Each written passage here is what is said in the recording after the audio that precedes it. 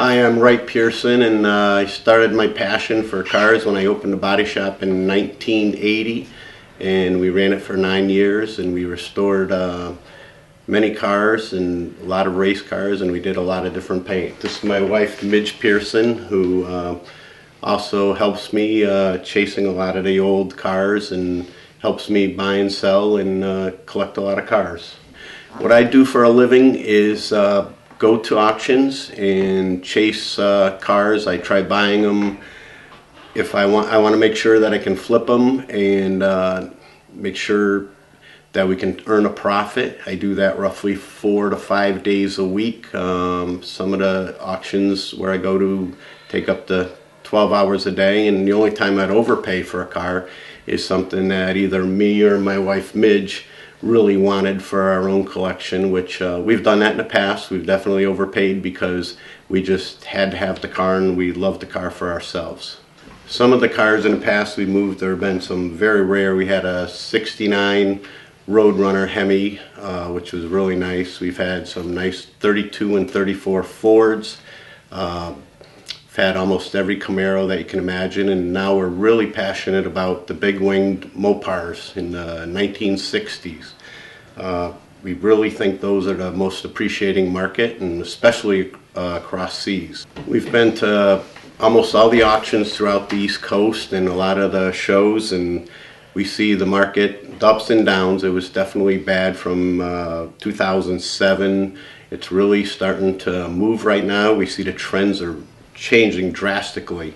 The mid-year Trans Ams have doubled in just a matter of a couple years. A lot of the Mopars we've noticed that had taken a big dive are really on a rebound, especially the big wing cars, the stuff from 57, 61. Those cars are just going right out of sight right now. Definitely a lot of trends with the custom street rods, which have really gone up lately, along with the Pro Touring. We noticed a lot of the Chevelles, the Camaros, pretty much every car that's been converted to Pro Touring, we noticed that the prices have gone up drastically. A lot of the big Mopars and of course the 55 to 57 Chevys, those, the clientele seems to like them stock. Those cars are worth a lot more stock compared to the other cars where when they Pro Street them, Pro Tour them, seems to make the value go up.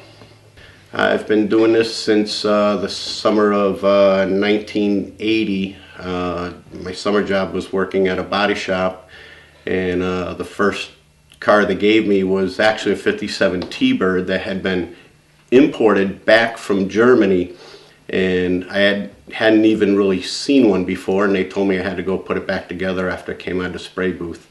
So that started me rolling and loving Fords. And back then we did a lot of fastbacks, and I had a Hertz Rent-A-Racer, and I did that and sold it, and then I restored some for actually a club down in Connecticut. So that really got the ball rolling, restoring some of the classics back then. Oh, my favorites. This is a super easy one.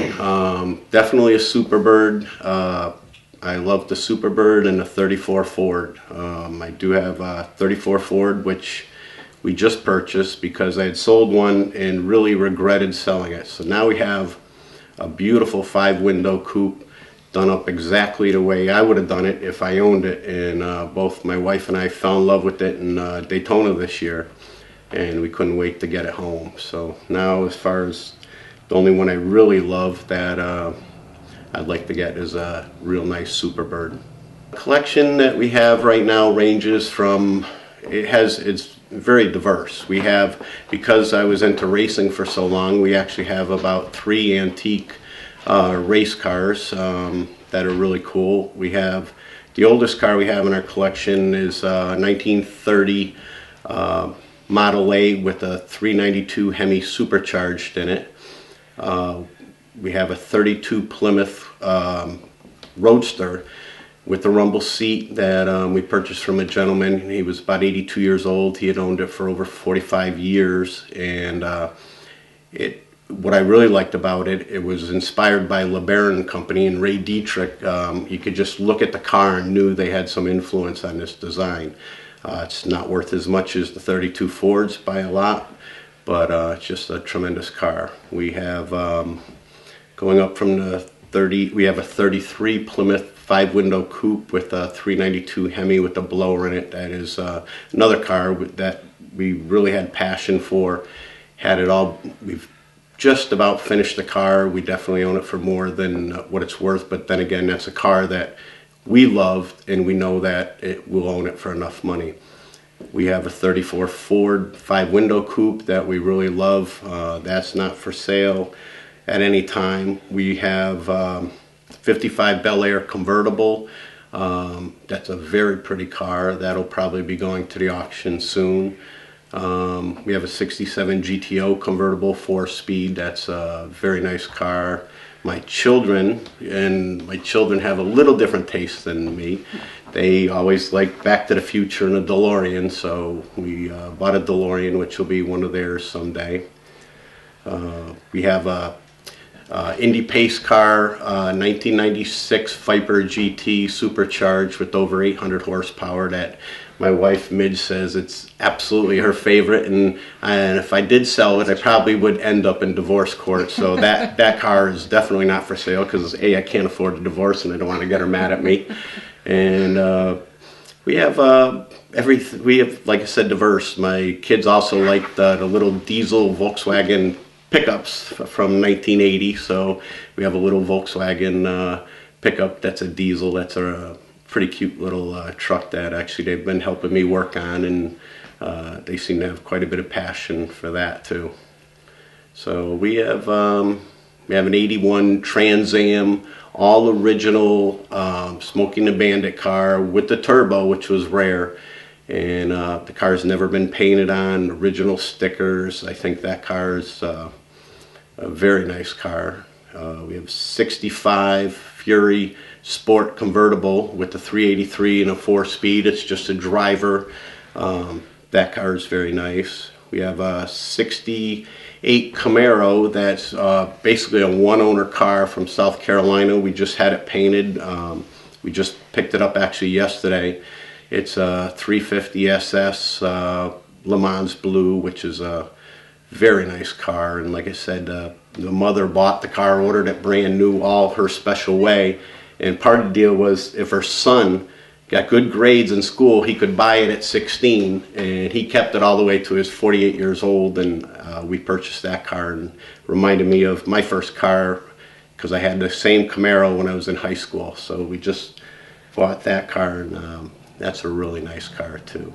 And we're lucky, last week we got a call from a nephew of a lady that had a brand new 64 Dodge 440 anniversary, and she bought it brand new, has 40,000 miles on it, and we brought it up here to Maine. Her nephew couldn't keep it and didn't have a garage, and we just purchased that car, and the old push button transmission, it's just all stock, but boy, what a beautiful car it is. And I think oh, do we have a 60 Plymouth, and this car is going to a big auction shortly. I bought it to flip. It's a 1960 Fury, and it has the large back window where the glass actually goes over the back seat.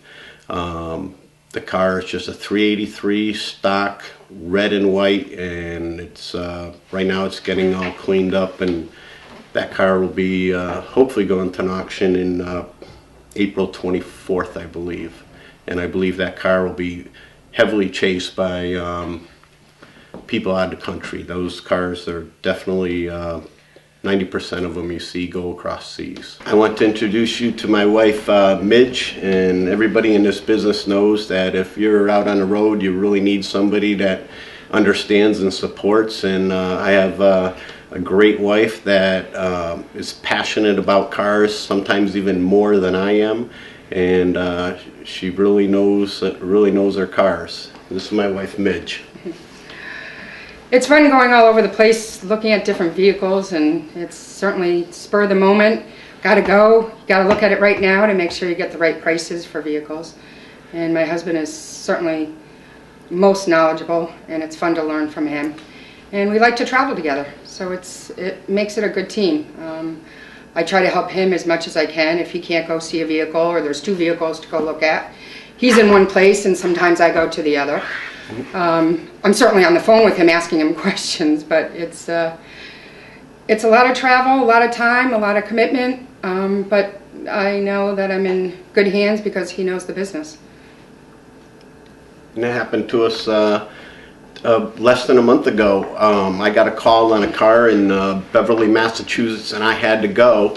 And at the same time, I wanted a Whizzer motorcycle I found out about 1947. I couldn't be at 2 places at once. I packed her up in the truck, sent her north. I went south. We're on the phone. We came back and had a really good night because we both got 2 vehicles that we really want. She did a good job. She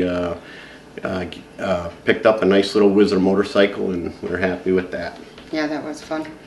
I've been doing this since I'm 16 years old, and I'm going to be turning 53, and we've seen the ups and downs of the business. We've experienced the highs and the lows, but just the excitement and passion that we have for buying cars and flipping cars and finding out cars that are worth more overseas and etc. It's something we're going to do for the rest of our lives. Both me and my wife get passionate about it, and we love doing it, and we're going to plan on doing it till actually we talk about it. We're going to be doing it when we retire. We will still be on the road doing it every day. If there's any other information that you need, you can contact myself, Wright Pearson, or my wife, Midge. Would be more than happy to talk to anybody. Thank you very much. Excellent. I'm impressed. Yeah. Right off the top. Okay, now. Well, I forgot a few.